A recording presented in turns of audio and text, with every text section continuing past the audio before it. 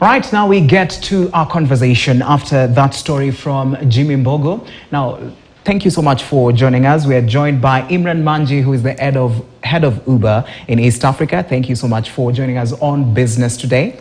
All right, now let's get to the conversation and first of all, start with sustainable ways of making sure that we adhere to environmental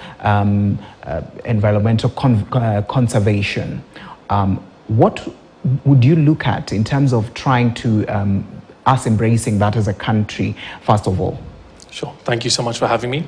So Uber as a company has set extremely aggressive sustainability targets. Sustainability is extremely top of mind at Uber, and globally we're aiming to be a zero emissions company by 2040.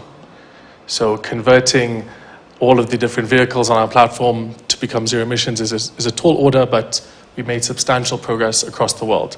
Numerous cities have entire fleets of electric vehicles that are covering huge quantities of huge amounts of miles. Locally in Kenya, we have introduced a product called Chap Chap Share. Now, Chap Chap Share automatically matches two passengers going in the same direction. And if they agree to share the ride, they both get a 30% discount, and one vehicle is able to take two people. We reduce congestion on the road, we reduce the amount of fuel that's burnt, and from the driver's perspective, they're earning more as well. So it's a fantastic win-win, all three sides. The drivers, the passengers, and the environment is all benefiting from the product. All right, very well said. Now, let's also look at a very crucial matter. The Finance Act was just passed the other day, and the President signed it into law, and now we have the 8% added on to fuel. Now we have 16% VAT. When you look at the transport sector, of course, and you being a player in the transport sector, what will this have? What effect will this have, especially on the customers and also the drivers that are under your organization? Excellent question. So, of course, it is a very difficult situation. The overall economics in the country are difficult for all sides, all parties on the platform. From the driver perspective, by fuel going up by another 7-8%, it puts pressure on their earnings. And similarly, the cost of living overall, the cost of fuel, the cost of food for the passengers is also causing a squeeze there.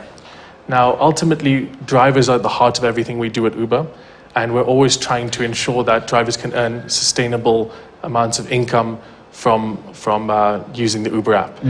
But we have to balance between raising prices so high that not enough passengers can afford to use a service, and keeping prices too low that the drivers are then not earning enough from covering the distance. So there's not just the fare on the trip, but there's the number of trips which is driven by the affordability from the passenger side. So that is the balancing act. That is the analysis that we're trying to do to find that perfect balancing point where passengers are the best off and drivers are the best off. And are we seeing the amounts that passengers pay increase because now fuel is up?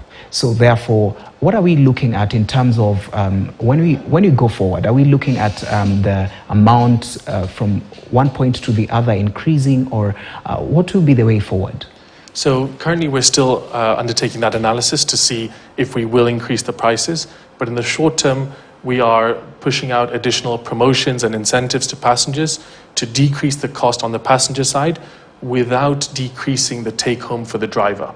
Okay. So Uber is footing the bill to try and make things more affordable for the passenger without taking it from the driver's pocket. And also still on the driver, the percentage that they usually remit and or the ones that they go with home, are we looking at it maybe reducing for even further for them to be able to sustain themselves throughout this period?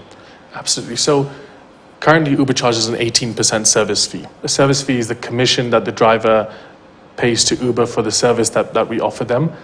That amount in the short term, that is the limit from the NTSA regulations that came into effect in October last year, and that's the amount that Uber charges. The reason that we charge that amount is because we're also a company that has costs, technology costs, massive safety costs, R&D costs, customer service costs, etc. a really big part of the amount that we take, our commission, goes into reinvesting in the market into those promotions I mentioned.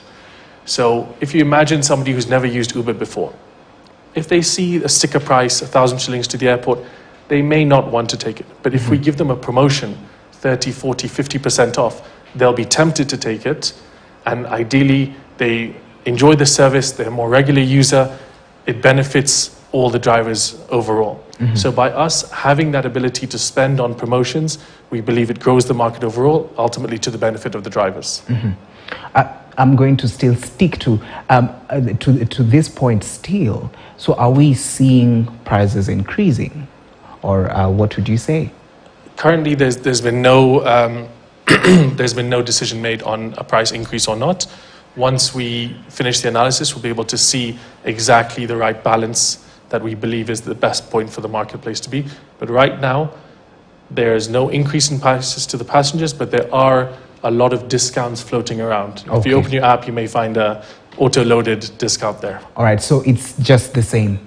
When the change comes, people will be notified, Correct. right? Correct. All right, now before we go for break, I would like you to just give us an idea of when it comes to the electric type of mobility and how maybe you want to incorporate that.